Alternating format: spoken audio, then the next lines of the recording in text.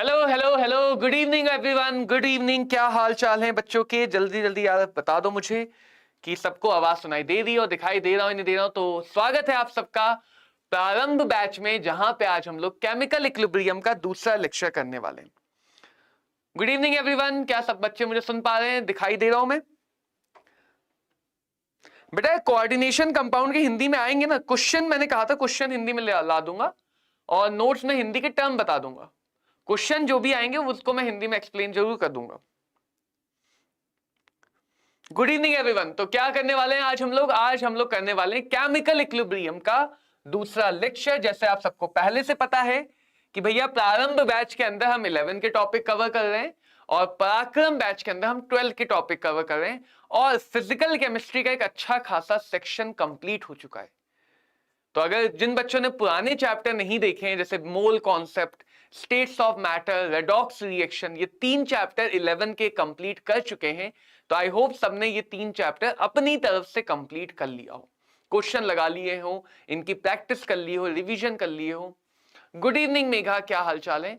ऐसे 12th में भी हम लोग लिक्विड सोल्यूशन, केमिकल काइनेटिक्स और इलेक्ट्रोकेमिस्ट्री 3 चैप्टर वहां भी खत्म कर चुके हैं।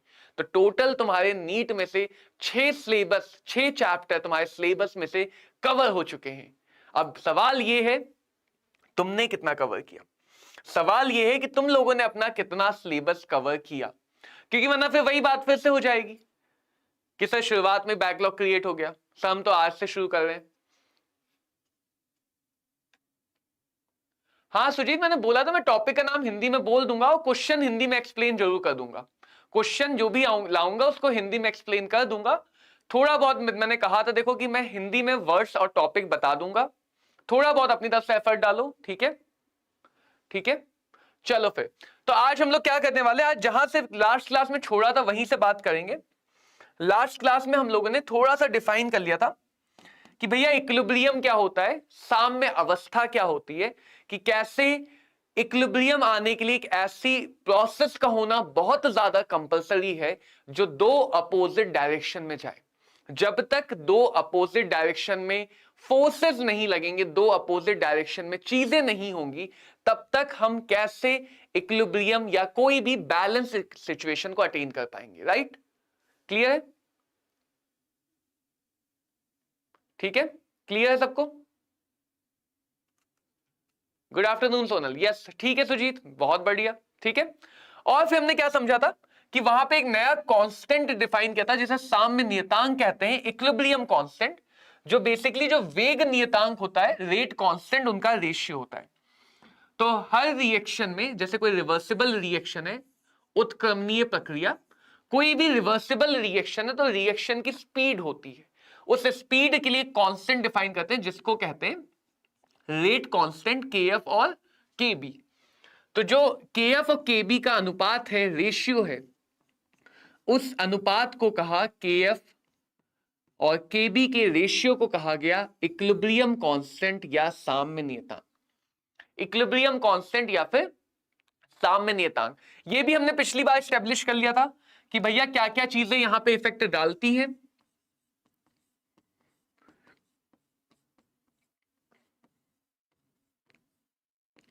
सिर्फ 2 ही चीजों का इफेक्ट होता है, रिएक्शन का और रिएक्शन के टेम्परेचर का, क्योंकि ये कांस्टेंट चीजें हैं, प्रोपोर्शनैलिटी कांस्टेंट है और प्रोपोर्शनैलिटी कांस्टेंट ज्यादा तरह से नहीं बदलता है। राइट, क्लियर सबको बात?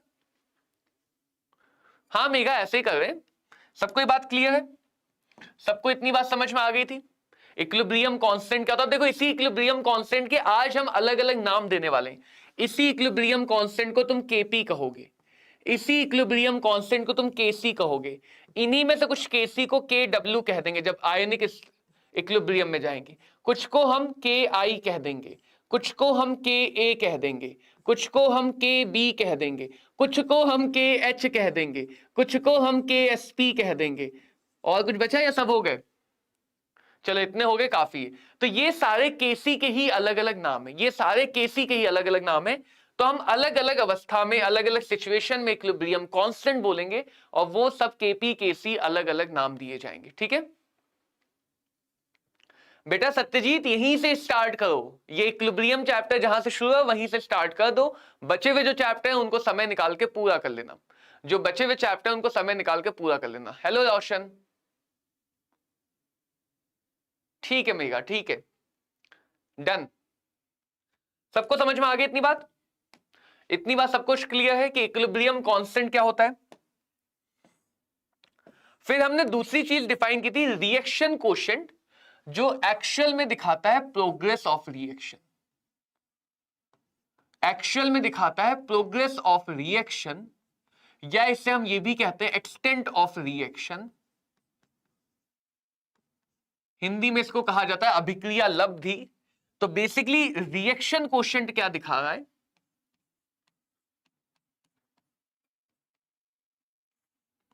ये सब हम पिछली क्लास में डिफाइन कर चुके हैं, एक बार वापस से रिवाइज करा रहा हूं कि अगर कोई भी रिएक्शन है,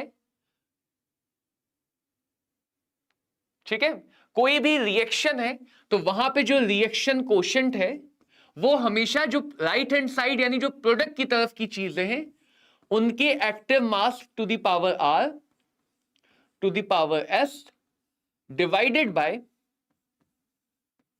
ए टू द पावर, अगर सब कुछ गैस है तो सीधे सीधे लिख सकते हैं B to the power Q.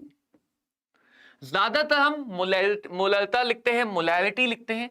तो इस टाइप में यहां भी दो प्रकार के क्यू डिफाइन किए जाते हैं, क्यूसी और क्यूपी। यानी जितने प्रकार के, जितने तरह के इक्विलिब्रियम कांस्टेंट डिफाइन किए जाएंगे उतनी ही तरह के रिएक्शन कोशेंट भी डिफाइन किए जाएंगे। समझ में आई बात? रिएक्शन कोशेंट दिखा क्या रहा है?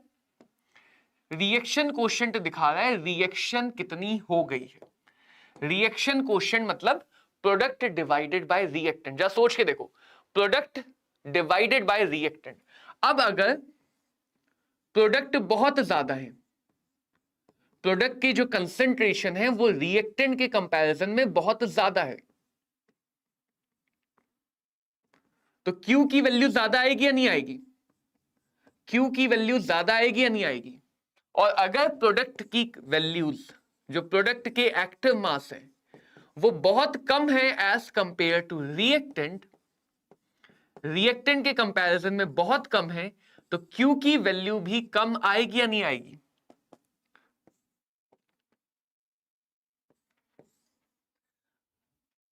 तो इसीलिए इसको रिएक्शन कोशेंट कहा गया। बहुत सारी चीजें समझाया गया, बहुत सारी चीजें बताया गया। जब ध्यान से सोचो, अगर रिएक्शन काफी ज्यादा कंप्लीट हो चुकी है, 90%, 80%, 70%, 85%, रिएक्शन अगर काफी ज्यादा कंप्लीट हो चुकी है तो काफी ज्यादा रिएक्टेंट प्रोडक्ट में बदल चुका होगा और Q की वैल्यू ज्यादा आएगी। अगर रिएक्शन अभी शुरू हुई है, 5%, 10%, 15%, तो रिएक्टेंट होगा, प्रोडक्ट अभी कम बना होगा। प्रोडक्ट कम बना होगा तो Q की वैल्यू कम होगी। तो Q की वैल्यू हमें एक आइडिया दे देती कि रिएक्शन किस स्टेज में है। अगर Q की वैल्यू बहुत बहुत कम है, रिएक्शन अपने इनिशियल स्टेजेस में है। अगर Q की वैल्यू बहुत बहुत ज्यादा है, रिएक्शन अपने फाइनल स्टेज में है। अगर बच्चों Q की वैल्यू 0 है, इसका मतलब रिएक्शन अभी शुरू भी नहीं हुई, रिएक्शन अभी स्टार्ट भी नहीं हुई है। 0%।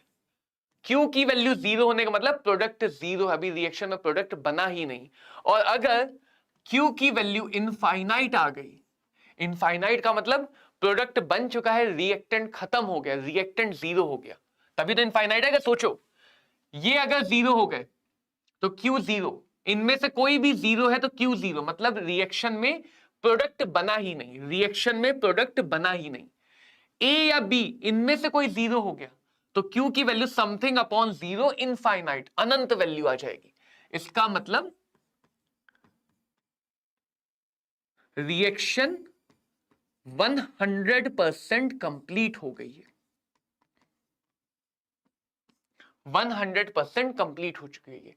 इसीलिए Q की वैल्यू आइडिया देती है कि रिएक्शन कहां पे है। समझ में आई बात? क्या सबको ये दोनों बातें समझ में आ गई? क्या ये सबको दोनों बातें समझ में आ गई? Q और इक्विलिब्रियम कांस्टेंट क्या होता है, अभिक्रिया की लब्धि बोलते हैं इसको, साम्य नियतांक, दोनों क्या होते हैं, सबको समझ में आ गया? सबको क्लियर है Q क्या दिखा रहा है और K क्या दिखा रहा है? अभी पहुंचे, इक्विलिब्रियम में पहुंचे।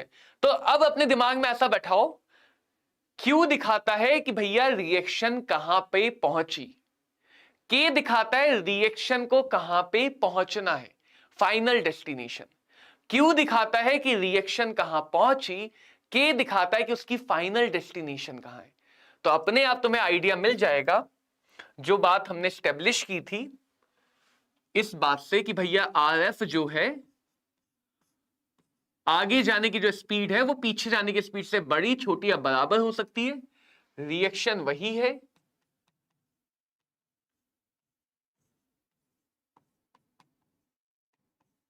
रिएक्शन वही है। तो इसमें आगे जाने की स्पीड को लिख देंगे KF A to the power P B to the power Q greater than equal to less than KB C to the power R। ऐसे तो हमने डिराइव किया था पिछली क्लास में, याद है?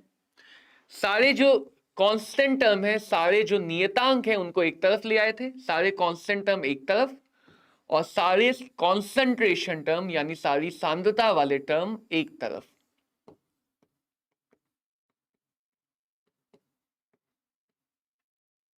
तो इसी को बोल दिया था इक्विलिब्रियम कांस्टेंट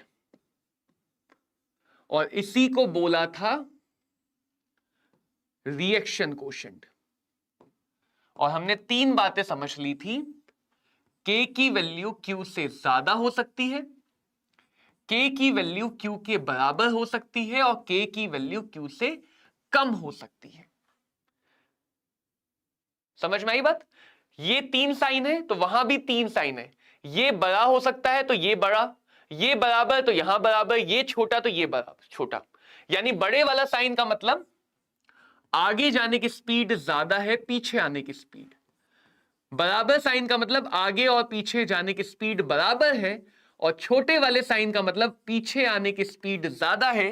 तो अपने आप तुम्हें याद रह जाएगी बात कि इक्विलिब्रियम कब आएगा, जब K और Q बराबर होंगे। K बड़ा हुआ तो रिएक्शन किधर जाएगी, आगे की तरफ।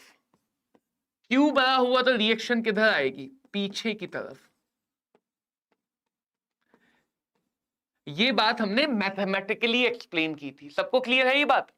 यहां तक हम पिछली क्लास में पढ़ चुके थे। अगर सबको क्लियर है तो मैं तुम्हें आज की कहानी शुरू करूं। क्या सबको ये बात समझ में आती है?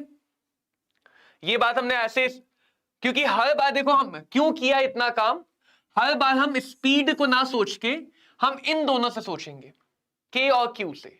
समझना इस बात को, जो बात स्पीड वाली बात बता रही थी वही बात K और Q बताएगी। तो हम स्पीड की तुलना ना करके, क्योंकि वो काइनेटिक तुलना हो जाएगी, स्पीड को कंपेयर ना करके K और Q को कंपेयर करके भी वही बात बता सकते हैं जो स्पीड को कंपेयर करके बता रहे थे। इसको याद रखने का बहुत आसान सा तरीका है, Q रिएक्शन कहां पे है ये दिखा रहा है, K रिएक्शन को कहां पहुंचना ये दिखा रहा है। क्या सबको ये बात समझ में आई?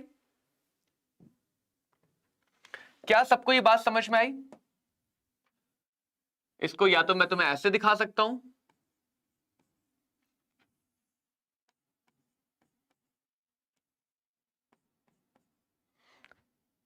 या मैं तुम्हें एनसीईआरटी वाले डायग्राम से दिखाऊंगा। ये उसका डेस्टिनेशन, ये रिएक्शन, ये कौन है, रिएक्शन, यानी यहां Q, ये Q।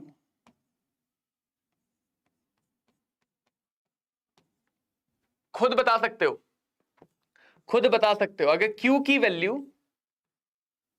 K की वैल्यू से कम है, Q की वैल्यू K की वैल्यू से ज्यादा है, Q वैल्यू K वैल्यू से ज्यादा है। अब बताओ, पहले केस में रिएक्शन किधर जाएगी, पहले केस में रिएक्शन किधर जाएगी, पहले केस में रिएक्शन किधर जाएगी, पहले केस में रिएक्शन किधर जाएगी, पहले केस में फटाफट बताओ रिएक्शन किधर जाएगी पहले केस में, फटाफट। आगे की तरफ, पीछे की तरफ या कहीं नहीं, आगे की तरफ, पीछे की तरफ या कहीं नहीं। पहले केस में रिएक्शन किधर जाएगी, आगे की तरफ, पीछे की तरफ या कहीं नहीं। पहले केस में नेट फॉरवर्ड, बढ़िया। तो हम अगर रिएक्शन की डायरेक्शन को कंपेयर करना चाहते हैं, हम ये बताना चाहते हैं कि रिएक्शन किस डायरेक्शन में जा रही है, कोई रिवर्सिबल रिएक्शन, उसके लिए के और क्यू को कंपेयर करते हैं। आई बात समझ? यस। नेट आगे की तरफ। सेकंड केस में किधर जाएगी? सेकंड केस में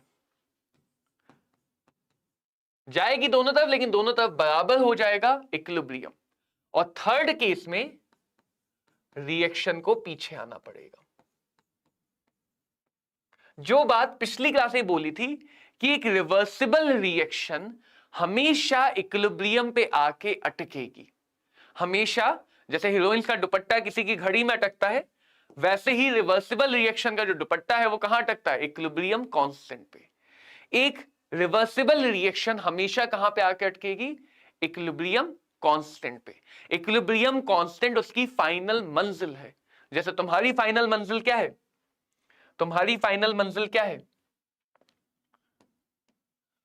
क्या है तुम्हारी फाइनल मंजिल?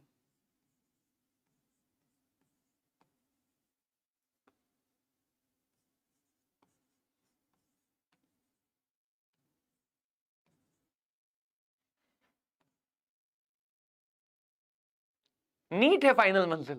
पागल हो क्या? फाइनल मंजिल नीट एग्जाम है। फाइनल मंजिल तो डॉक्टर बनना है ना। कैसी बातें कर रहे हो? फाइनल मंजिल नीट एग्जाम का? नीट एग्जाम तो एक चरण है। नीट एग्जाम वो नाव है जो तुम्हें समुंदर पार करवाएगी। नाव के बिना तैर कर पार कर सकते हो, लेकिन उसमें हालत खराब हो जाएगी। ठीक है? हाँ, नीट एग्जाम मंजिल नहीं है, नीट एग्जाम जरिया है उस मंजिल तक पहुंचने का। मंजिल है वो सफेद कोट।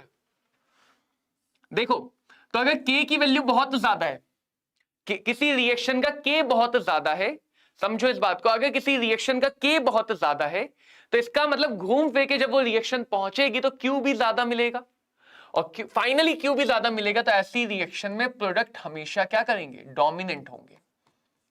इक्विलिब्रियम पे आने के बाद प्रोडक्ट का अमाउंट ज्यादा होगा, रिएक्टेंट का अमाउंट कम होगा। अगर के की वैल्यू कम है तो रिएक्शन की जो फाइनल मंजिल है उस मंजिल पे रिएक्टेंट डोमिनेट करेंगे। ये चीज काम आती है जब आगे चल के हम चीजों को निग्लेक्ट करना सीखेंगे कि किसको कहां पे निग्लेक्ट करना। थेटोस्कोप, अच्छा मिटा दिया। मुझे लगा ये कौन सा नया डिवाइस आ गया, थेटोस्कोप। क्लियर है सबको ये बात? सबको समझ में आ गया कि के फाइनल मंजिल है, और अगर वो फाइनल मंजिल की वैल्यू बहुत ज्यादा है तो उस रिएक्शन में फाइनली क्यू बहुत ज्यादा मिलेगा, यानी प्रोडक्ट बहुत ज्यादा होंगे एज कंपेयर टू रिएक्टेंट। जिस रिएक्शन का साम्य नियतांक ज्यादा होगा उसमें अभिकारक कम होंगे, उत्पाद ज्यादा होंगे। ठीक है? और जिन रिएक्शन का साम्य नियतांक कम होगा, साम्य नियतांक उनकी आखिरी मंजिल है, जिनका इक्विलिब्रियम कांस्टेंट कम होगा उनका फाइनली क्यू भी कम मिलेगा। और क्यू कम मिलेगा तो क्यू, अभी ये जो समझाया था इस बात से, अगर क्यू की वैल्यू कम है इसका मतलब प्रोडक्ट कम है, रिएक्टेंट ज्यादा है। प्रोडक्ट कम है, रिएक्टेंट ज्यादा है, तो उस केस में रिएक्टेंट ज्यादा मात्रा में पाए जाएंगे, ज्यादा अमाउंट में पाए जाएंगे। कहने का क्या मतलब है? जब तुम्हें ये वाली वैल्यू दिखेगी, के की वैल्यू बहुत ज्यादा, तो तुम कैलकुलेशन करते समय रिएक्टेंट को निग्लेक्ट कर सकते हो, रिएक्टेंट के अमाउंट को निग्लेक्ट कर सकते हो। ठीक है? हाँ बेटा, हिंदी बोल तो रहा हूं, अभी कोई नया टर्म नहीं आया। ये साम्य नियतांक, अभिक्रिया लब्धि, यही दो टर्म चल रहे हैं, बाकी कोई नया टर्म आया नहीं। और अगर के की value, sorry not 10 to the power 3, 10 to the power -3 से छोटी है, के की वैल्यू बहुत कम है, तो उस केस में अभिकारक की मात्रा ज्यादा भारी होगी, ज्यादा मात्रा होगी उत्पाद की तुलना में, प्रोडक्ट की तुलना में रिएक्टेंट की मात्रा ज्यादा होगी। आई बात समझ? क्या सबको ये बात समझ में आ गई? यानी यहां पे तुम प्रोडक्ट को निग्लेक्ट कर सकते होगे। तो निग्लेक्ट किसको करना है, कब करना है, कैसे करना है, उसके लिए के का अमाउंट या के की वैल्यू देखी जाती है। क्लियर है सबको? क्या ये बात समझ में आ गई? फटाफट बताओ यार, ये बात समझ में आई या नहीं आई? ये बात समझ में आ गई सबको? क्या सबको ये बात समझ में आ गई?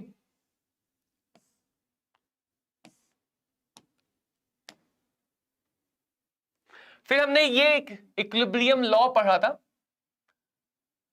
नॉट इक्विलिब्रियम कांस्टेंट, कि मान लो कोई रिएक्शन है, ए वहां पे ठोस है, सॉलिड है, बाकी चीजें गैस या एक्वस है।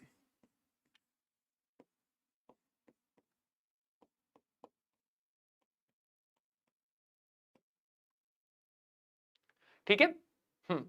तो यहां पे अगर इक्विलिब्रियम आ चुका है, अगर साम्य अवस्था आ चुकी है, तभी तो हम बोल पाएंगे कि भैया के और क्यू बराबर है। तो के बराबर लिख सकते हैं, जो भी सी का कंसंट्रेशन है पावर 4, डी के कंसंट्रेशन की पावर 2, डी की सांद्रता, और बी की सांद्रता की पावर 3। ए का टर्म नहीं आएगा क्योंकि सॉलिड जो होते हैं उनके एक्टिव मास को 1 मानते हैं। जो सॉलिड होते हैं उनके एक्टिव मास को हम 1 मानते हैं, तो उनके टर्म नहीं आएंगे। बस ध्यान क्या रखना है कि ये इक्वल टू का साइन तुम तभी लगा सकते हो जब तुम इक्विलिब्रियम स्टेट पे आ चुके हो। अगर इक्विलिब्रियम की अवस्था नहीं आई तो यहां पे या तो ग्रेटर देन साइन आएगा, या तो रिएक्शन आगे जा रही होगी, या लेस देन साइन आएगा यानी रिएक्शन पीछे आ रही होगी। तो ये वाली बात जो हम लिख रहे हैं ये सिर्फ और सिर्फ तभी वैलिड है जब इक्विलिब्रियम आ चुका है, और इसी बात को इक्विलिब्रियम लॉ कहते हैं। यही लाइन यहां पे लिखी गई है, पूरा डेफिनेशन जो है वो यही बात है कि किसी भी रिएक्शन में टेम्परेचर को फिक्स करके, टेम्परेचर को नियत कांस्टेंट करके, इक्विलिब्रियम आने के बाद जो भी प्रोडक्ट साइड के एक्टिव मासेस हैं वो डिवाइडेड बाय रिएक्टेंट साइड के एक्टिव मासेस, यानी प्रोडक्ट साइड के active masses divided by reactant side के एक्टिव मासेस, और हर एक्टिव मास के आगे जो उनका कोफिशिएंट है, जो उनका रस समीकरणमति गुणांक है, वो पावर में आएगा। जो इनका स्टोइचियोमेट्रिक कोएफिशिएंट है वो यहां पे पावर में आएगा, जो इनका रस समीकरणमति गुणांक है वो पावर में आएगा। आया सबको समझ? इसी बात को हमने इक्विलिब्रियम लॉ का नाम दिया है। तो इक्विलिब्रियम लॉ का मतलब क्या है कि इक्विलिब्रियम की स्टेट में तुम इक्वल टू का साइन लगा सकते हो के और क्यू के बीच में। क्लियर सबको? और सारे क्वेश्चन यहीं से सॉल्व होंगे, सारे क्वेश्चन यहीं से सॉल्व होंगे। आगे समझ? चलो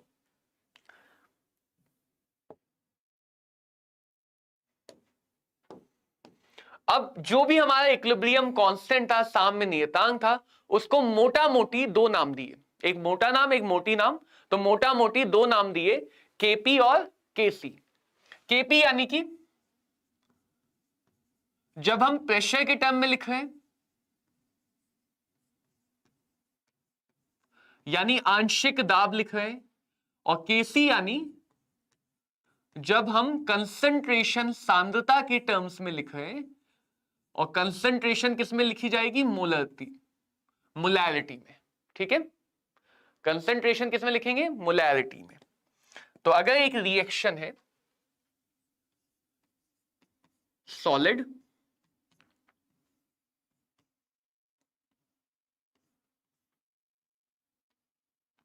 हर बार यही रिएक्शन का एग्जांपल लूंगा, तो कभी अगर नहीं भी लिखूं तो समझ लेना इसी रिएक्शन की बात करूं। ठीक है, तो यहां पे हम 2 तरह से इक्विलिब्रियम कांस्टेंट लिख सकते हैं। केसी बराबर, केसी में सी की मोलैरिटी आएगी, डी की मोलैरिटी आएगी, डिवाइडेड बाय बी की मोलैरिटी आएगी। और दूसरा कौन सा लिखेंगे? केपी लिखेंगे। केपी में सी की मोलैरिटी की जगह उसका पार्शियल प्रेशर यानी कि आंशिक दाब आ जाएगा, डी की मोलैरिटी की जगह उसका पार्शियल प्रेशर यानी आंशिक दाब आ जाएगा, और बी की मोलैरिटी की जगह उसका पार्शियल प्रेशर यानी कि आंशिक दाब आ जाएगा। तो हम 2 तरह के इक्विलिब्रियम कांस्टेंट को समझते हैं, एक का नाम है केसी, एक का नाम है केपी। दोनों ही इक्विलिब्रियम कांस्टेंट हैं। इक्वल टू का साइन दोनों के केस में तभी आएगा जब इक्विलिब्रियम आ चुका होगा। यहां पे इधर वाले को क्यूसी और इधर वाले को क्यूपी। तो सिर्फ इतना अंतर है सी और पी वाले में, सी में सब में मोलैरिटी लिखी जाती है, और पी वाले में उसी मोलैरिटी की जगह सबका प्रेशर लिख देते हैं। तो अगर प्रेशर के टर्म में सोच रहे हैं तो केपी बोल देंगे, अगर मोलैरिटी के टर्म में सोच रहे हैं तो केसी बोल देंगे। तरीका सब में वही काम करेगा। ग्रेटर देन भी आ सकता है, लेस देन भी आ सकता है। ग्रेटर देन है तो आगे की तरफ, लेस देन है तो पीछे की तरफ, सिर्फ इक्विलिब्रियम आने पे बराबर का साइन। तो जो भी इक्विलिब्रियम के नियम है वो केसी पे भी काम करेंगे और केपी पे भी काम करेंगे। बताओ मेघा, मेघा, मेघा, सबको समझ में आई बात कि जो भी इक्विलिब्रियम के नियम है, कायदे कानून है, वो केसी पे भी काम करेंगे और केपी पे भी काम करेंगे। सिर्फ एक अंतर। बताओ मेघा, क्या डाउट है? बोलो बोलो मेघा, डाउट बोलो अपना।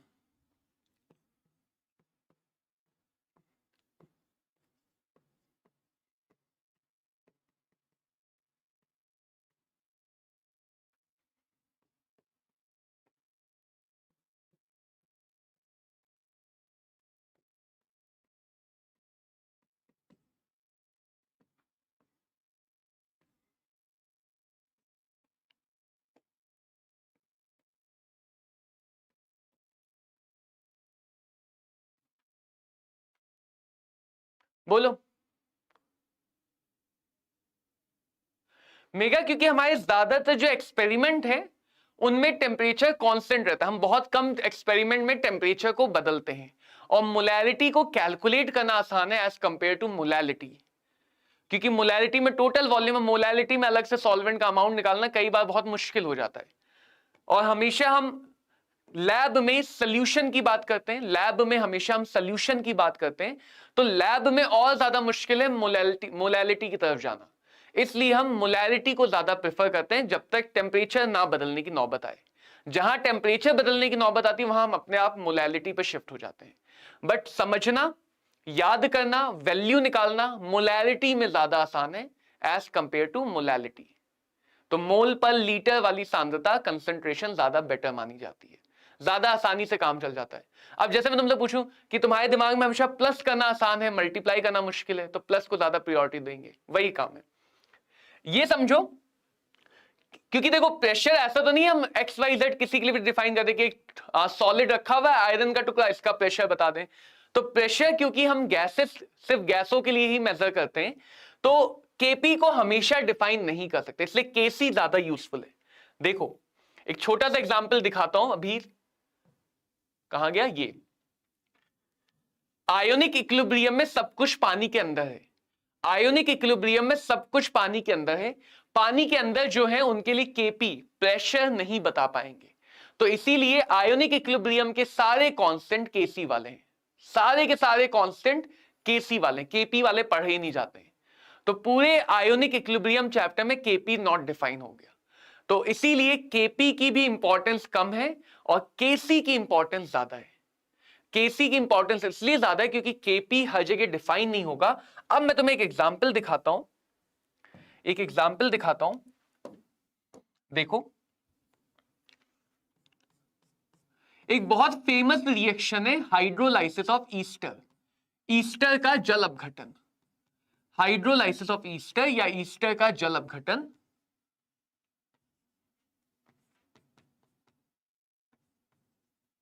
जिससे कार्बोक्सिलिक एसिड और अल्कोहल बनते हैं।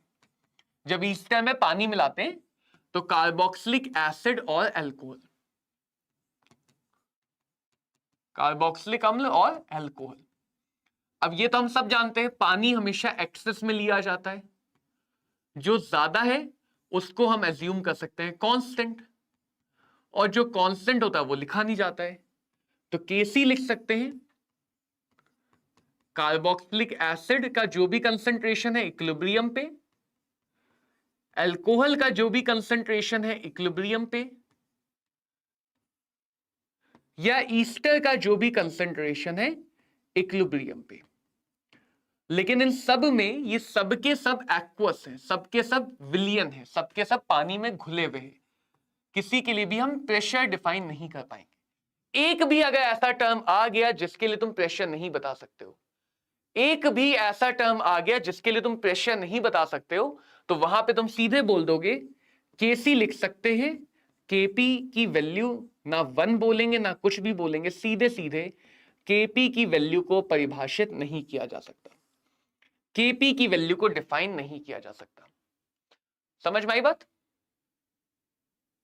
हाँ, यस रोशन, मोस्टली यहां भी तुम देखोगे, आगे भी देखोगे, ज्यादातर जगह टेम्परेचर कांस्टेंट होता है।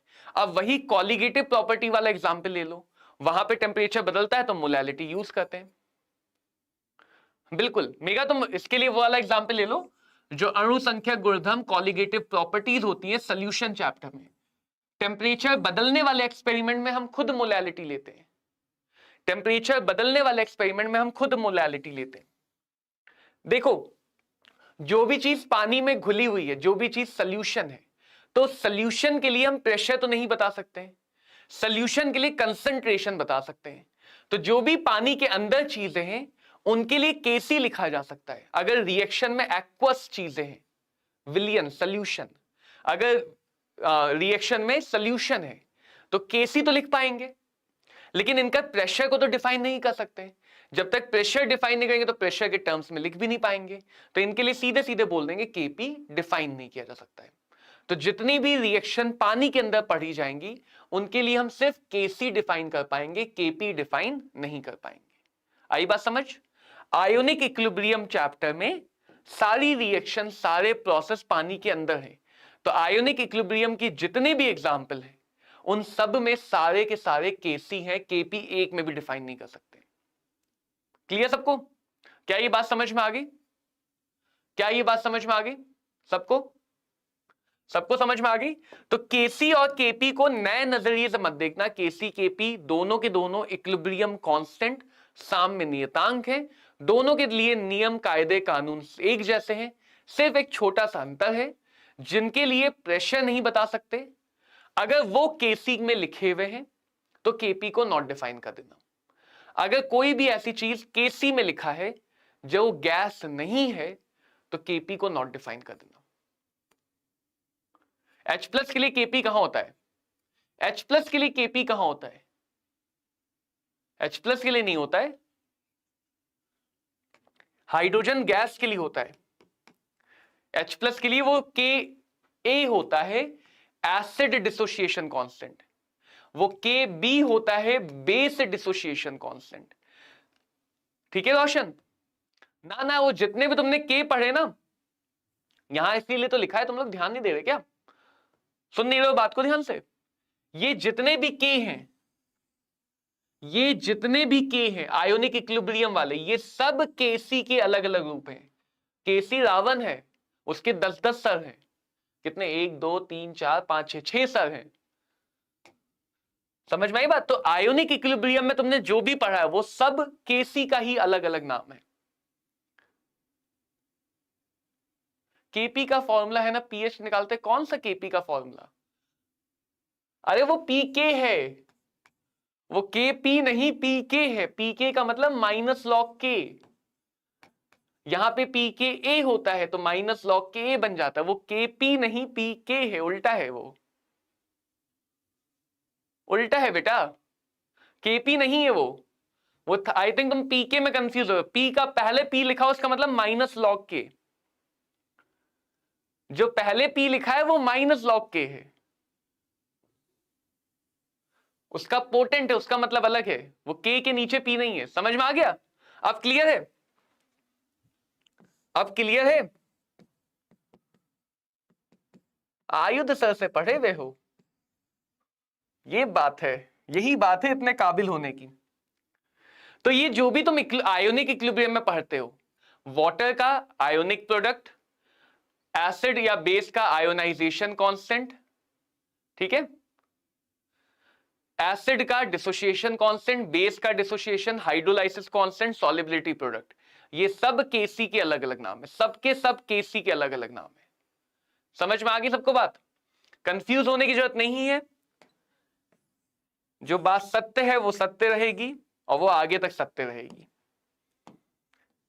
ये बात हर जगह फॉलो की जाएगी।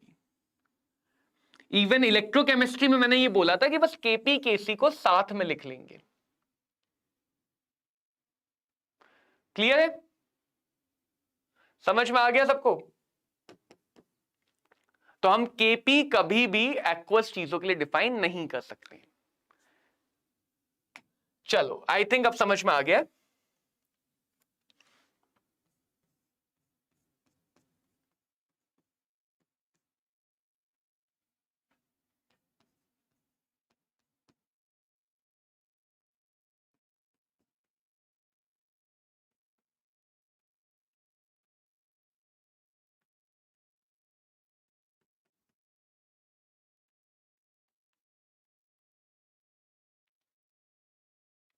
चलो ठीक है, ठीक, बढ़िया।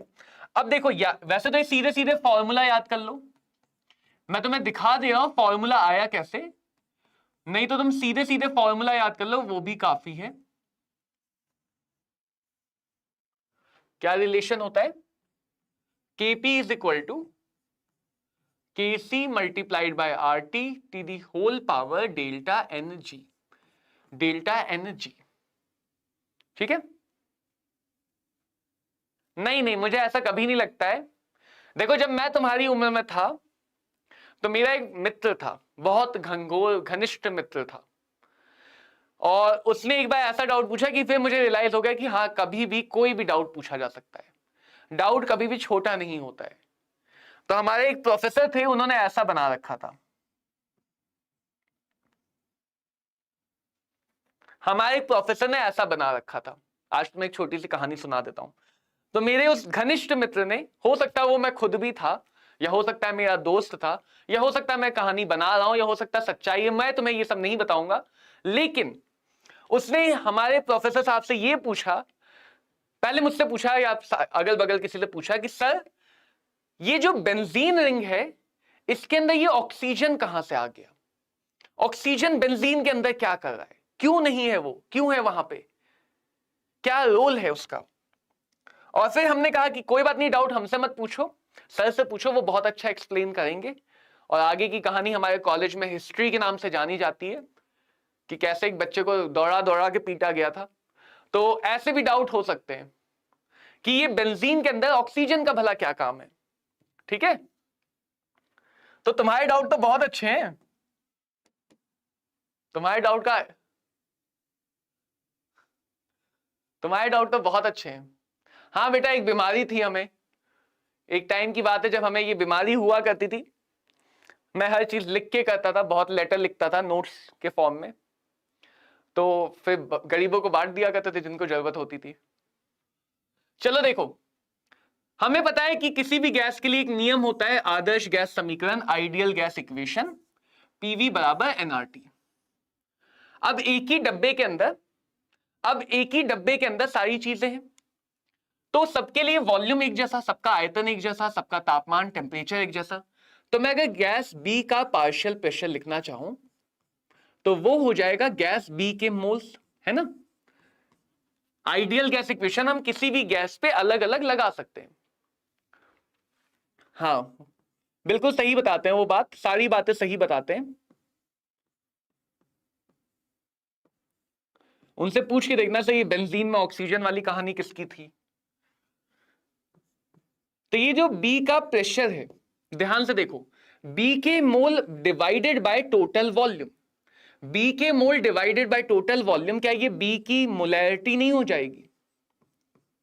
तो यानी अगर मैं यहां पे केपी लिखूं पहले, तो केपी होगा सी का आंशिक दाब, डी का आंशिक दाब डिवाइडेड बाय बी का आंशिक दाब, और किसी भी गैस के पार्शियल प्रेशर को मैं उस गैस के कंसंट्रेशन RT लिख सकते हैं। किसी भी गैस के आंशिक दाब को उस गैस का कंसंट्रेशन सांद्रता मल्टीप्लाइड बाय RT, R वही अपना गैस नियतांक है, और B के लिए BRT to the power Q, BRT to the power Q लिख सकते हैं। समझ में आई बात, क्लियर है। अब यहां से सारे टर्म्स को छाट के अलग कर लो, C to the power R, D to the power S, B to the power Q, RT की पावर देखो क्या क्या मिला, यहां से मिला R, यहां से मिला S, यहां से मिला Q, Q ऊपर जाके माइनस का हो गया, तो ये सब KC बन गया। तो रिलेशन क्या आ गया, KP बराबर KC गुणे RT की power delta NG। Delta NG का भी मतलब समझ में आ गया होगा, डेल्टा N मतलब प्रोडक्ट साइड के मोल माइनस रिएक्टेंट साइड के मोल, डेल्टा N का मतलब प्रोडक्ट साइड के मोल माइनस रिएक्टेंट साइड के मोल। और क्योंकि हम सिर्फ गैसीय टर्म्स को ही लिखते हैं KP और KC में, सिर्फ गैसीय चीजें ही लिखी जाती हैं, तो सिर्फ गैस को ही देखना है, A का जो मोल था P वो नहीं आया, तो इसलिए डेल्टा NG लिखा है, G मतलब तुम्हें सिर्फ गैसीय मोल को देखना है। समझ में आई बात? अरे मेघा बहुत बहुत शुक्रिया। देखो हमारी कोशिश रहती है कि बेसिक में जा सके, बट अच्छा है, समझ में आना चाहिए, चाहे कहीं से भी करो समझ में आना चाहिए, क्वेश्चन लगने चाहिए, टेस्ट में नंबर आने चाहिए, है ना? क्लियर सबको? केपी और केसी का रिलेशन समझ में आ गया? अब थोड़े क्वेश्चन की तरफ जाएंगे। अगर केपी केसी समझ में आ गया, केपी केसी समझ में आ गया, क्या सबको केपी और केसी समझ में आ गया? रिलेशन डायरेक्टली याद रख लो, क्योंकि ये रिलेशन पे क्वेश्चन बहुत बनते हैं, बहुत पूछे जाते हैं। क्या बड़ा होगा, क्या छोटा होगा, वो सारे क्वेश्चन सबको क्लियर है कैसे निकाला गया रिलेशन?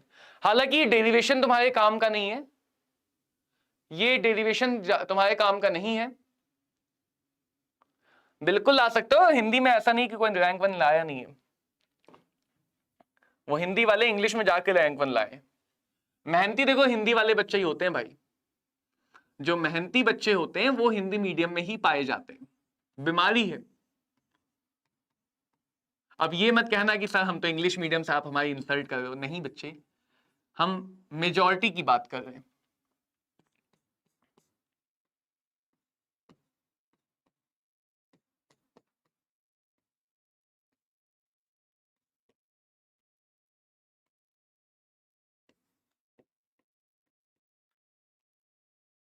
वरना एक्सेप्शन तो देखो हर फील्ड में होते हैं।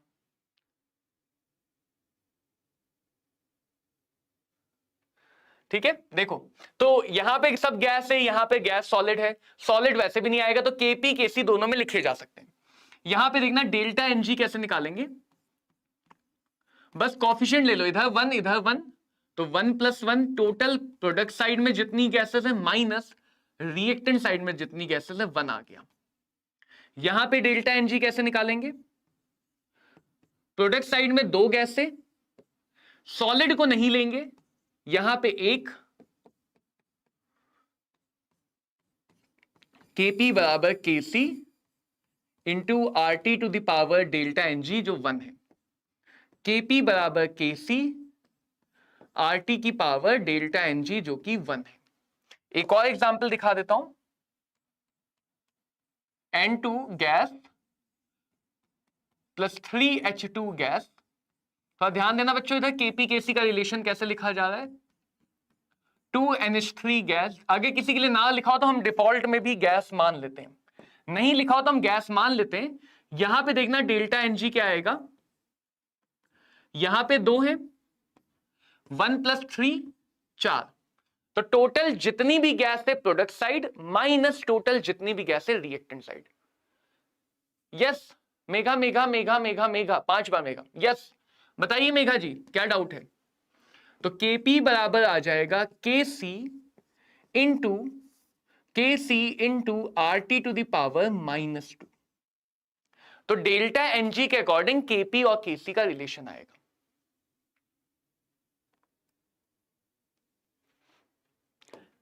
मेरा देखो डेल्टा एनजी आया क्यों, बिल्कुल ले सकते थे मोल, डेल्टा एन में मोल ले सकते, लेकिन देखो डेल्टा एन आया क्यों, ये वाला जो टर्म है ये डेल्टा एन बना, हमने अपने आप से डेल्टा एन नहीं लाया, डेल्टा एन इस वजह से आया। अब यहां पे उन्हीं चीजों के कॉफिशिएंट आएंगे जो यहां पे आ रहे हैं, सोच के देखो, यहां पे वही तो कॉफिशिएंट आ सकते हैं ना जो यहां पे आ रहे हैं। अब सॉलिड और लिक्विड का टर्म अगर यहां पे नहीं आ रहा है तो उसका कॉफिशिएंट यहां पे कैसे आ पाएगा? डेल्टा एन में हम सॉलिड के मोल्स ले सकते हैं, समझो।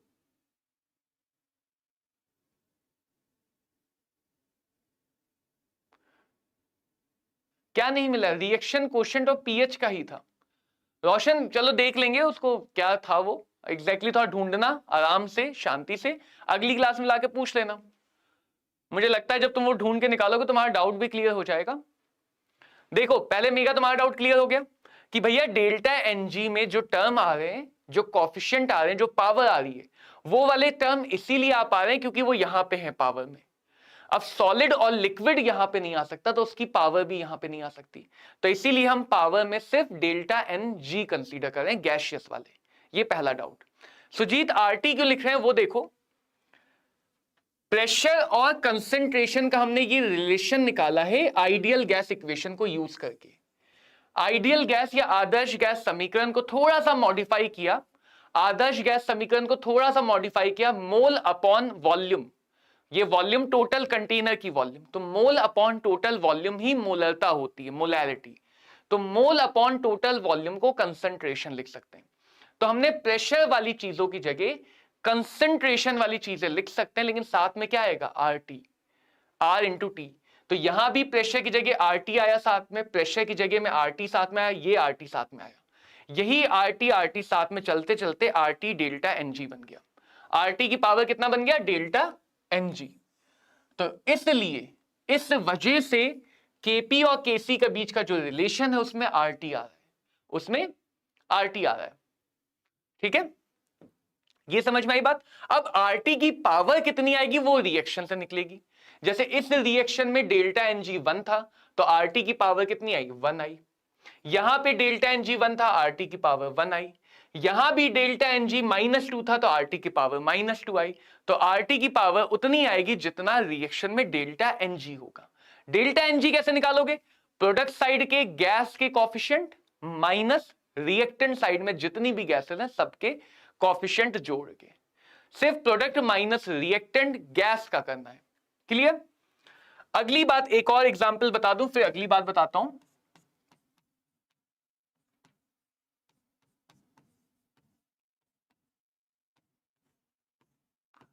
अब इसके लिए बताओ केपी और केसी में क्या रिलेशन आएगा। इसके लिए बताओ केपी और केसी में क्या रिलेशन आएगा। इसके लिए केपी और केसी में क्या रिलेशन आएगा।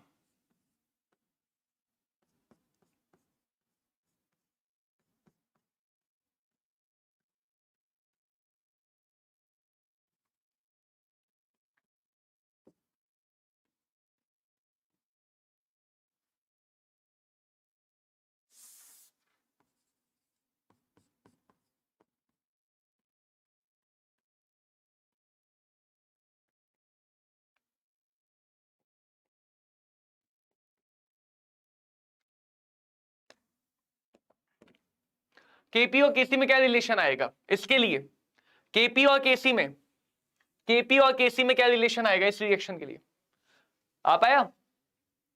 केपी और केसी, H2 प्लस Cl2 2HCl, ये HCl भी गैस है, ये HCl भी गैस है। जिसके लिए ना भी लिखा हो उसको गैस मान लेते हैं, जिसके लिए ना भी लिखा हो उसको गैस मान लेते हैं।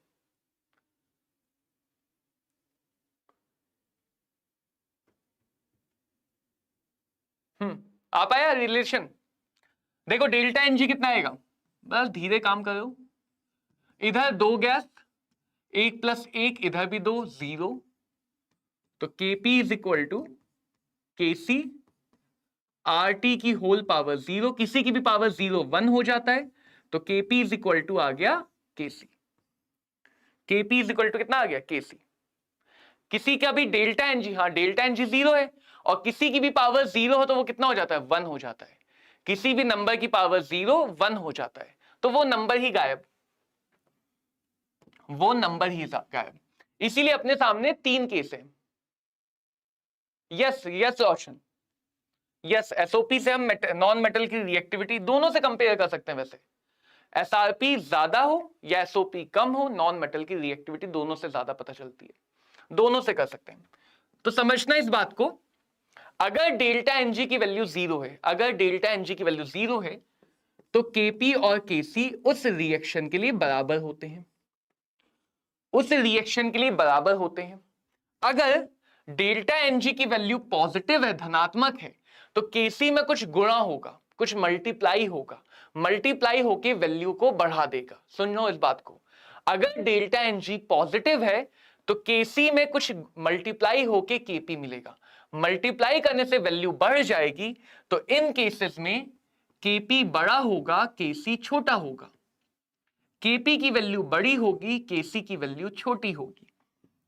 यानी अगर डेल्टा एनजी पॉजिटिव है तो केपी की वैल्यू केसी से ज्यादा होगी। कई बार क्वेश्चन डायरेक्टली ऐसा पूछते हैं, 4 रिएक्शन किसमें केपी केसी से बड़ा होगा, 4 रिएक्शन किसमें केपी केसी बराबर होंगे। सब में निकालना भी नहीं है, सिर्फ कंपेयर करना है। अगर डेल्टा एनजी निगेटिव है तो इसको हम RT की पावर 2 लिख सकते हैं डिवाइड में। कुछ डिवाइड करने के बाद केपी मिल रहा है, डिवाइड करने से वैल्यू घट जाएगी, डिवाइड करने से वैल्यू घट जाएगी, तो यानी Kp छोटा हो जाएगा Kc से। यस यस बिल्कुल सही। तो अगर निगेटिव है तो Kp Kc से छोटा होगा, निगेटिव है अगर तो Kp Kc से छोटा होगा। तो ये 3 केस बनते हैं, ये 3 केस बनते हैं। तीसरी बात यहां पे Kc में हमेशा मोल पर लीटर वाले टर्म आएंगे, तो R की भी वैल्यू हमेशा डिसाइड कर। वैसे ऐसा क्वेश्चन नीट में बहुत कम आने के चांस है कि तुम्हें R की वैल्यू रख के सॉल्व करना पड़े। नीट में क्वेश्चन ज्यादातर कंपेयर करने के आते हैं, बट अगर कभी सॉल्व करना पड़ा तो ध्यान रखो R की वैल्यू हमेशा बहुत ध्यान से रखी जाती है। लीटर आ गया, लीटर, तो R की वैल्यू 0.0821 ATM लीटर पर मोल केल्विन, लगभग बार भी इतना होता है। यानी अगर Kc में लीटर आएगा, R की यही वैल्यू रखनी है और Kp वहां पे ATM की यूनिट या बार की यूनिट में होगा। तो ये भी तुम्हें ध्यान रखना है, अगर कभी R की वैल्यू रखनी पड़े तो ऐसा नहीं कि 8.31 रख दो जूल वाली, ऐसा नहीं कैलोरी वाली रख दो, कोई भी वैल्यू नहीं रखेंगे। Kc में हमेशा मोल पर लीटर आएगा, तो R की वही वैल्यू रखोगे जिसकी यूनिट में लीटर आता है। इसको लगभग अप्रोक्सीमेट करना चाहो तो 1/12 कर सकते हो, अप्रोक्सीमेटली 1/12। तो ये सारी बातें याद रखनी, फाइनली ये सारी बातें याद रखनी है Kp और Kc के रिलेशन में। क्वेश्चन इन्हीं से बनेंगे, बाकी बातें हमने समझी कि रिलेशन कैसे आया, उसको यूज कैसे करना है।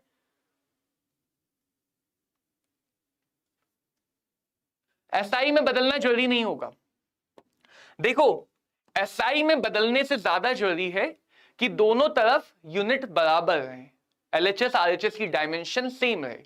तो SI यूनिट में बदलना नहीं है, Kc हमेशा मोल पर लीटर में ही दिया जाएगा। प्रेशर अगर किसी और यूनिट में तो ATM में बदलना पड़ सकता है, देंगे नहीं ऐसा क्वेश्चन, मैं फिर से कह रहा हूं ऐसे क्वेश्चन कम दिए जाते हैं जिसमें वैल्यू रखनी पड़े, बट अगर रखनी पड़ती है तो यही वैल्यू रखनी है, ठीक है। हाँ सेम यूनिट होना चाहिए दोनों तरफ, दोनों तरफ यूनिट सेम होना चाहिए। हेलो शिवम यादव, क्या हालचाल है? दोनों तरफ यूनिट सेम होनी चाहिए। तो R जहां भी आता है, गैस नियतांक जहां भी आता है, उसकी 3 अलग अलग यूनिट होती हैं, वैल्यू यूनिट देख के रखी जाती है, कौन सी यूनिट में काम हो रहा है उसके अकॉर्डिंग वैल्यू रखी जाती है। क्लियर? समझ में आ गया सबको?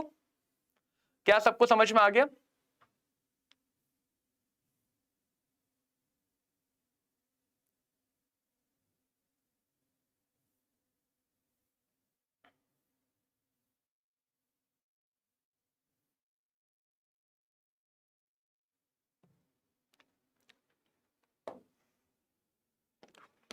क्या सबको समझ में आ गया? बढ़िया बढ़िया। रोशन, देखो बेटा मैं तुम्हारे इस क्वेश्चन का जवाब एक तो दे चुका हूं एक बार, और ये काम नहीं करना है हमें, हमारा पूरा फोकस टॉपिक पे होना चाहिए। जो तुम बोल रहे हो उसका जवाब ये है कि एसओपी एसआरपी दोनों से रिएक्टिविटी कंपेयर कर सकते हैं, अगर तुम्हें सही से मतलब पता हो, सही से मतलब पता हो। मैं भी बढ़िया हूं शिवम यादव। हेलो मीना, क्या हाल चाल है? बेटा अभी क्वेश्चन समझाने जा रहा हूं, मैं क्वेश्चन अभी समझाने जा रहा हूं, हिंदी में समझाऊंगा। क्वेश्चन से पहले मैं तुम्हें जो बात बताने जा रहा हूं, ये तो बहुत आसान सा क्वेश्चन है। इक्विलिब्रियम का जो पहले टाइप का न्यूमेरिकल होता है, न्यूमेरिकल नंबर 1, इक्विलिब्रियम में गिने चुने तरीके हैं बस। एक रिएक्शन तुम्हें गिवन होगी, एक रिएक्शन तुम्हें गिवन होगी, सरलता के लिए मैं ले लेता हूं, ए सॉलिड है, बी गैस है और सी है और डी है। हम इसको टेबल बनाने का मेथड कहते हैं, हम ये कहते हैं इसमें टेबल बनानी है।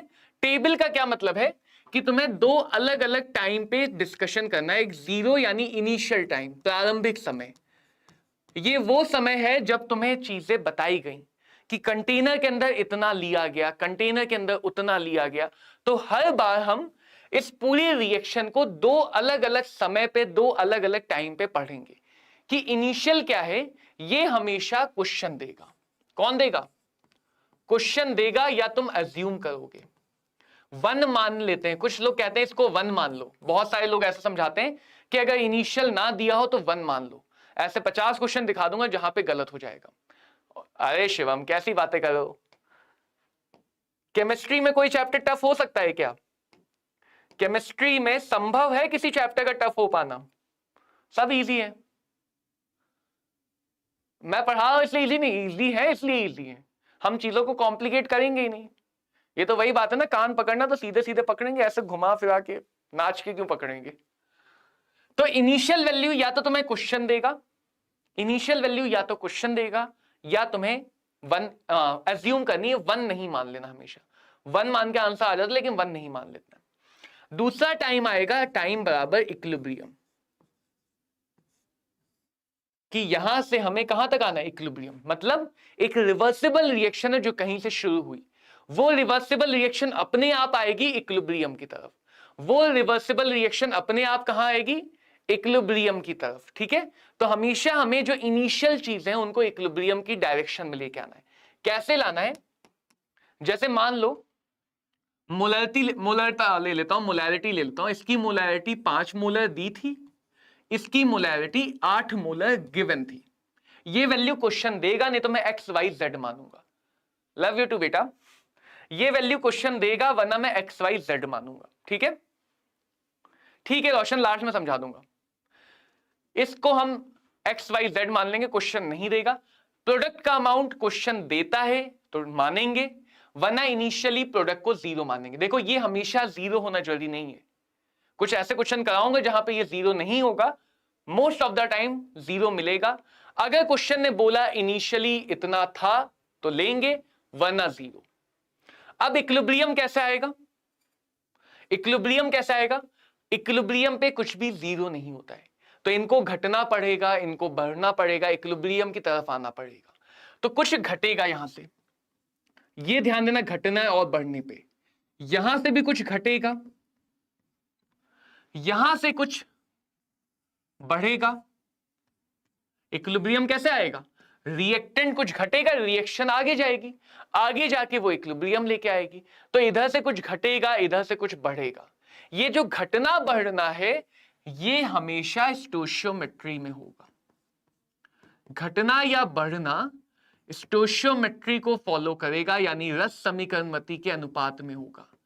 रस समीकरणमति का मतलब, स्टोइचियोमेट्री का मतलब, ये 2:3 में ही घटेगा जब भी घटेगा, क्योंकि रिएक्शन चीख चीख के चिल्ला चिल्ला के बता रही है कि 2:3 है। रिएक्शन चीख चीख के अनुपात बता रही है 2:3 है।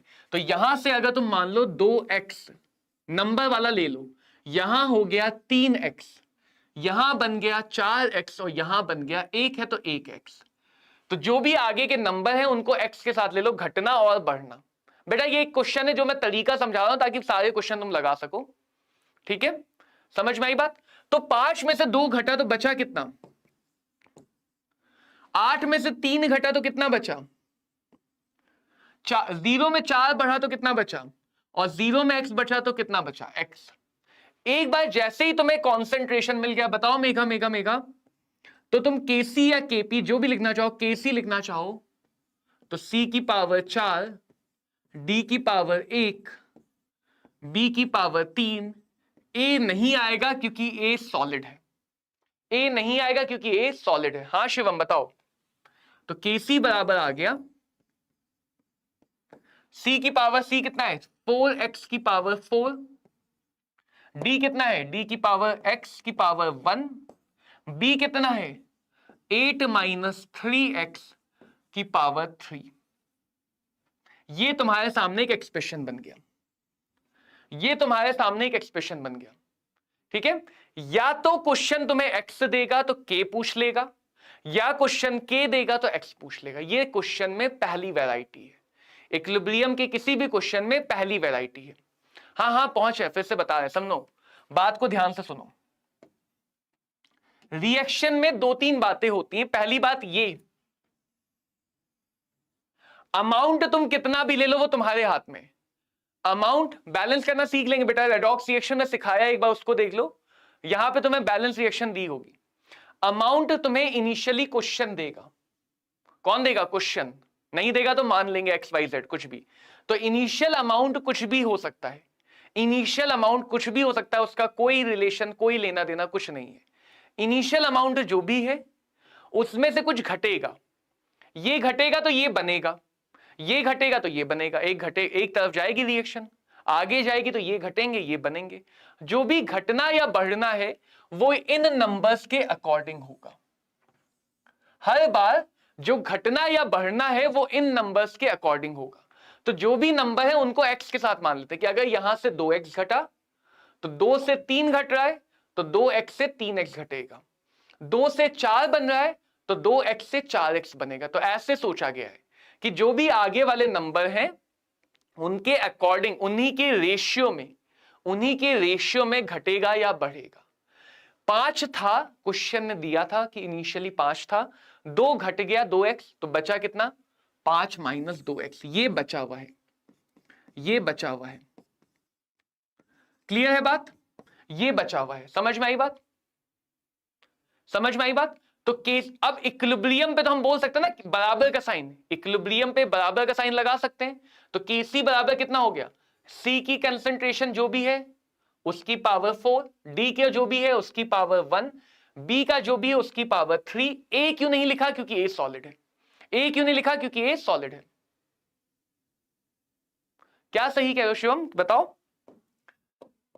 जो सॉलिड है उसको लिखने की जरूरत भी नहीं है। तो आगे से हम क्या करेंगे, जो सॉलिड होगा उसके लिए हमें कुछ भी जरूरत नहीं है, तो उसके लिए डैश लगाते चलेंगे, उसकी एनालिसिस ही नहीं करेंगे। जो सॉलिड होगा उसकी एनालिसिस ही नहीं करेंगे। आया समझ? अब क्वेश्चन में दिखाता हूं, समझ में आया? 2 ही टाइप के क्वेश्चन बनेंगे। ये जो तरीका है इससे तुम यहां से लेके आयोनिक इक्विलिब्रियम का कोई भी क्वेश्चन ले आओ, मैं इस तरीके से सब सॉल्व कर सकता हूं। यहां से लेके आयोनिक इक्विलिब्रियम का कोई भी क्वेश्चन ले आओ, सारे क्वेश्चन इस तरीके से सॉल्व हो सकते हैं। इसको हर बार टेबल बनाने वाला मेथड बोलूंगा, कोई स्टैंडर्ड नाम होगा, मैं इसको टेबल बनाने वाला मेथड बोलूंगा। देखो अब एक क्वेश्चन दिखाता हूं। रिएक्शन गिवन है, पहले रिएक्शन देख लो क्या गिवन है। सबके सब गैस हैं तो ये एक रिएक्शन गिवन है। इक्विलिब्रियम, आयोनिक इक्विलिब्रियम में ये फायदा है कि रिएक्शन तुम्हें दी होगी। ठीक है, वही सिखा रहा हूं। देखो अब इस रिएक्शन को ए और बी दोनों के कंसंट्रेशन कितने लिए गए? 1 मोल है। क्वेश्चन क्या कह रहा है? एक रिएक्शन है जिसकी शुरुआत ए और बी के इनिशियल कंसंट्रेशन 1 मोल पर लीटर से की गई। ठीक है, 1 मोल पर लीटर से की गई। उसके बाद जब इक्विलिब्रियम आ गया तो जो डी की सांद्रता है वो 0.25 मिली।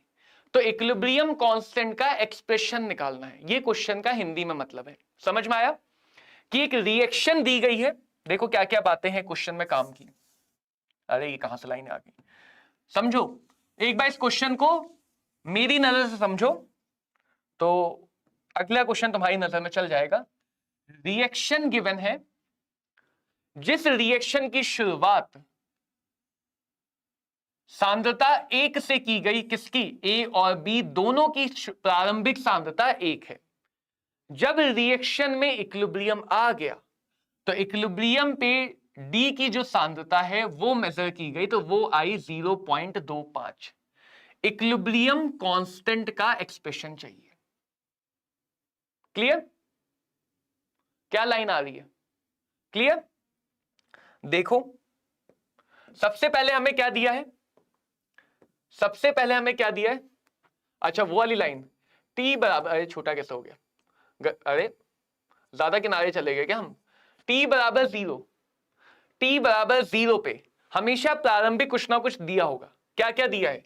ए भी 1 है, बी भी 1 है, ये नहीं दिए 0 0। ये वाला हमेशा अपने आप से करोगे। 1 में से आगे कितना है? 2, तो 2x घटा। 1 में से यहां आगे कितना है? 1, तो x घटा। तो यहां से 2x घटाया क्योंकि आगे 2 है, यहां से x घटाया क्योंकि आगे 1 है। 2:1 में घटा। आगे कितना है? 3, तो 3x बचा। आगे कितना है? x। ये समझ में आ गया? ये समझ में आ गया कैसे लिखा गया है टेबल?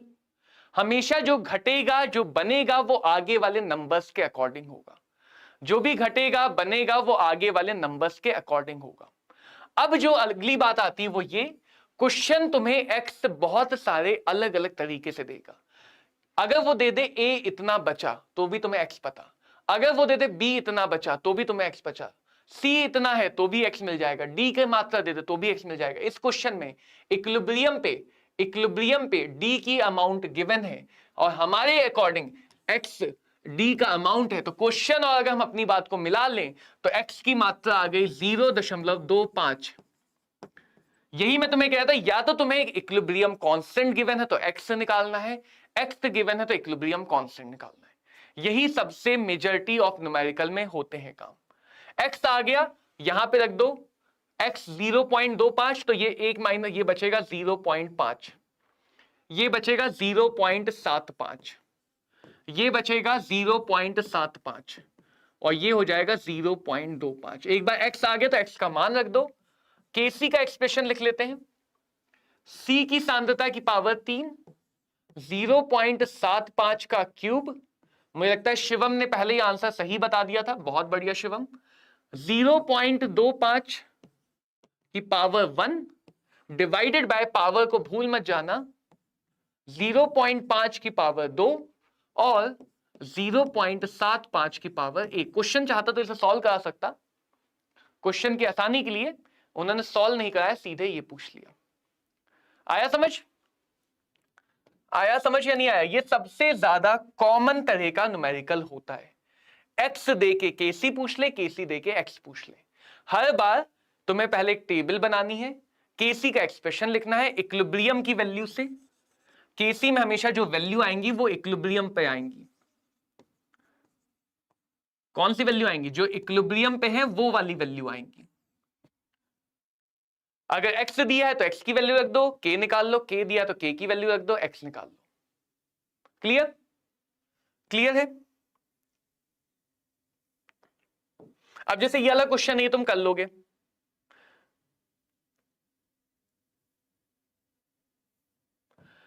जैसे ये वाला क्वेश्चन, एक रिएक्शन है इसके लिए केपी का एक्सप्रेशन पूछा गया है, एक रिएक्शन है उसके लिए केपी का एक्सप्रेशन पूछा गया है। ये रिएक्शन जो क्वेश्चन मार्क है वो फॉन्ट की दिक्कत है, उसको रिवर्सिबल एरो मान लेना। इस रिएक्शन के लिए केपी का एक्सप्रेशन क्या हो जाएगा? केपी का एक्सप्रेशन क्या होगा इस रिएक्शन में? ये सॉलिड, ये सॉलिड, ये gas, Kp is equal to क्या होगा? यस, CO2 का प्रेशर। आया समझ? केपी में सॉलिड आएगा नहीं, प्रेशर आएगा, CO2 के प्रेशर की पावर 1। गलत गलत गलत। आसान है, समझ में आ गया? ये वाला कि अगर किसी रिएक्शन के साम्य नियतांक की वैल्यू 1.6 इंटू 10⁻12 हो तो इक्विलिब्रियम आने के बाद सिस्टम में क्या होगा? ज्यादातर उत्पाद होंगे, लगभग समान मात्रा के उत्पाद और अभिकारक, सिर्फ अभिकारक होंगे या बहुत सारे अभिकारक होंगे। इसका क्या होगा? इसका क्या होगा? इस क्वेश्चन का आंसर क्या होगा? इक्विलिब्रियम कांस्टेंट की वैल्यू गिवन है। अभी ये समझाया था ना, predicting the extent of reaction. Her reaction हमेशा इक्विलिब्रियम पे आती है। अगर इक्विलिब्रियम की वैल्यू बहुत ज्यादा है, अगर इक्विलिब्रियम की वैल्यू बहुत ज्यादा है तो इक्विलिब्रियम के बाद Q की वैल्यू भी ज्यादा होगी। Q की ज्यादा होगी तो क्या मिलेगा? प्रोडक्ट ज्यादा मिलेगा। इक्विलिब्रियम आने के बाद प्रोडक्ट ज्यादा मिलेगा। अगर इक्विलिब्रियम कांस्टेंट की वैल्यू कम होगी तो इक्विलिब्रियम आने के बाद रिएक्टेंट ज्यादा मिलेगा। जो अभी ये बात समझाई थी, कहां गई? ये वाली बात जो समझाई थी, आया समझ? इक्विलिब्रियम कांस्टेंट की वैल्यू ज्यादा है तो प्रोडक्ट ज्यादा मात्रा में मिलेगा। इक्विलिब्रियम कांस्टेंट की वैल्यू बहुत छोटी है तो प्रोडक्ट बहुत कम मात्रा में बन पाएगा, रिएक्टेंट ज्यादा मात्रा में, क्योंकि रिएक्शन बताती है कहां पे इक्विलिब्रियम पहुंचना है। इक्विलिब्रियम कांस्टेंट बताता है रिएक्शन को कहां पे पहुंचना है। क्लियर? अगला क्वेश्चन देखते हैं। एक रिएक्शन का कोशेंट दिया गया है NH3 की पावर 2, N2 और H2 की पावर 3 रिएक्शन की अभिक्रिया की लब्धि दी हुई है। ठीक है, ये रिएक्शन कब, क्या लिख दिया है, राइट से राइट, ये क्या बात हुई? अब कौन सा राइट लेफ्ट है? लेफ्ट वाला राइट लेफ्ट करूं या राइट वाला राइट लेफ्ट करूं? मुझे ये बताओ, लेफ्ट वाले राइट को लेफ्ट करूं या राइट वाले राइट को लेफ्ट करूं? तो एक काम करता हूं, मैं लेफ्ट राइट में अक्कर बक्कर करके लेफ्ट वाले राइट को लेफ्ट कर देता हूं और राइट वाले राइट को राइट ही रहने देता हूं। ये हो गया हमारा इंसेप्शन, लेफ्ट राइट का पंगा। हाँ, तो रिएक्शन लेफ्ट से राइट कब जाएगी? मिसप्रिंटिंग थी, मजाक कहां था, यहां इतनी गलती हो गई तो मैं मिसप्रिंट, तुम्हें मजाक लग रहा है? मिसप्रिंटिंग थी ये तो। रिएक्शन बताओ किधर जाएगी? लेफ्ट से राइट है, कब लेफ्ट से राइट जाएगी? Q बराबर 0। हाँ ये अच्छा है।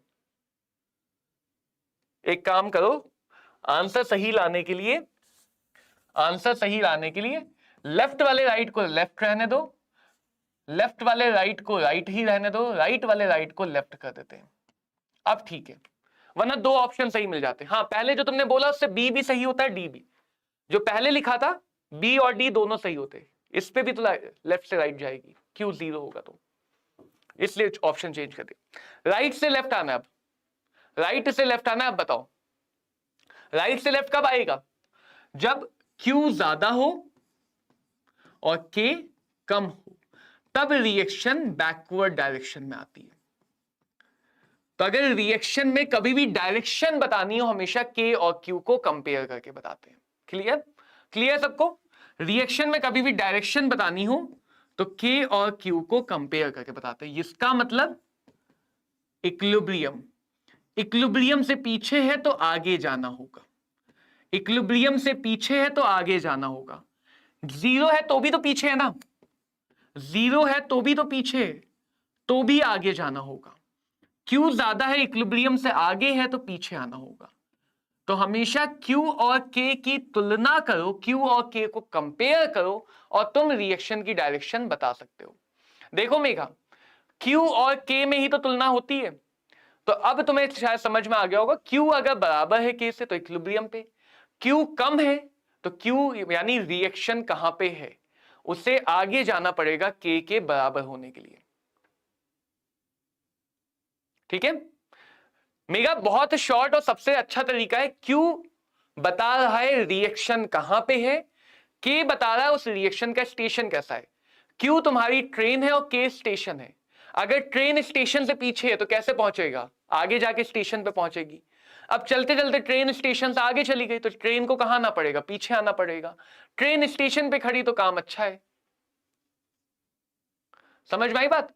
Q वो रिएक्शन की एक्चुअल पोजीशन है और K रिएक्शन की फाइनल पोजीशन है। उससे सोचोगे तो हमेशा सही पता चल जाएगा, उससे सोचोगे तो हमेशा सही पता चल जाएगा। अब बेटा कुछ और क्वेश्चन किए जाएंगे केपी केसी के रिलेशन वाले, अल्फा बीटा गामा समझा जाएगा, लेकिन अब उसको हम करेंगे अगली क्लास में। समझ में आ गया ना सबको? कोई डाउट तो नहीं बचा? तो अगली क्लास में हम लोग और ज्यादा क्वेश्चन करेंगे और फिर ला शातिये का नियम पढ़ेंगे, ली चैटलियर प्रिंसिपल पढ़ेंगे। ये दोनों काम हम अगली क्लास में करेंगे और ज्यादा हम अल्फा बीटा को समझेंगे। ठीक है? हाँ रोशन, अब तुमने बताया था, देखो नॉन मेटल यानी कि जो इलेक्ट्रॉन ले सके, यानी जिनका रिडक्शन आसान हो, रिडक्शन आसान हो।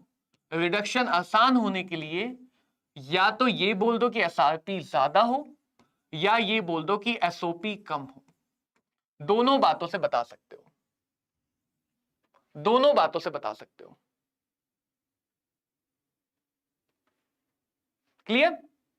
बस ऐसे ही मजा आते रहना चाहिए और मजे से ज्यादा जरूरी है समझ में आते रहना चाहिए, क्वेश्चन लगने चाहिए। तो सारे बच्चे आज क्वेश्चन का ट्राई करेंगे जो इक्विलिब्रियम में, एनसीईआरटी भी कर सकते हो, बुक से भी लगा सकते हो। बेसिक क्वेश्चन जो न्यूमेरिकल वाले हैं, एक्स और के वाले, जहां के निकालना है। ठीक है रोशन, समझ में आ गई बात? पी ब्लॉक की अपनी कोई इलेक्ट्रोकेमिकल सीरीज नहीं है, जो इलेक्ट्रोकेमिकल सीरीज इलेक्ट्रोकेमिस्ट्री में वही पी ब्लॉक में काम करती है। हाँ, क्वेश्चन बिल्कुल लगेंगे, कुछ क्वेश्चन में डाउट आएंगे तो वो पूछना अगली क्लास में, कुछ क्वेश्चन में जो डाउट आएंगे वो अगली क्लास में पूछना।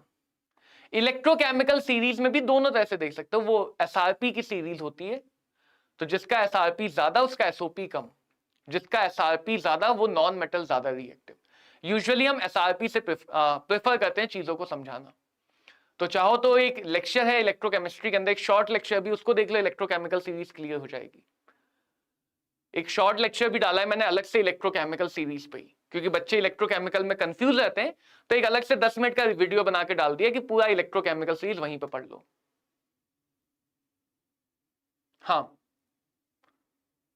यस सुजीत, कोऑर्डिनेशन कंपाउंड उप सह संयोजन यौगिक, ये पराक्रम वाले बैच में चलेगा, तो जब ग्रेड 13 की क्लास कल है उसमें होगा। ठीक है, चलो मिलते हैं फिर कल की क्लास में, कल की क्लास में मिला जाए। इक्विलिब्रियम के सवालों की प्रैक्टिस करो, अच्छे अच्छे सवाल लगाओ, कुछ सवाल मैं इसमें छोड़ दूंगा वो भी लगा के देख लेना, वरना अगली क्लास में आके हम न्यूमेरिकल ही लगाने वाले हैं। अगली क्लास में तो मैं अलग अलग वैरायटी के क्वेश्चन सिखाऊंगा। थ्योरी हो गई है, अब क्वेश्चन समझाने कि क्वेश्चन में कैसे कैसे करना है, और जो ये तरीका बताया ना टेबल वाला, उस तरीके से सारे क्वेश्चन हो जाएंगे। टेबल, हाँ, तो एक दिन का टाइम मिलता था कि तुम सवाल लगा सको, इसीलिए एक दिन 11th एक दिन 12th, एक दिन 11th एक दिन 12th, ताकि तुम सवाल लगा सको। तो मिलते हैं बच्चों अगली क्लास में, बहुत मन लगा के पढ़ते रहो, अच्छे से मेहनत करते रहो, निराश मत होना कभी भी किसी चीज से, परेशान मत होना, कोई भी कैसी भी परेशानी हो हम तक ला सकते हो, हमसे पूछ सकते हो, हमसे गाइडेंस ले सकते हो, हमसे सलाह मशवरा कर सकते हो, चाहे वो पर्सनल प्रॉब्लम हो चाहे वो एकेडमिक प्रॉब्लम हो, कोशिश करेंगे सोल्यूशन निकालने का। तो बढ़िया है सुजीत, 12th भी पढ़ो 11th भी पढ़ो। चलो tata bye bye, have a great day, thank you all. मिलते हैं अगली क्लास में इसी तरह से पढ़ते हुए, हंसते हुए, मन लगाते हुए।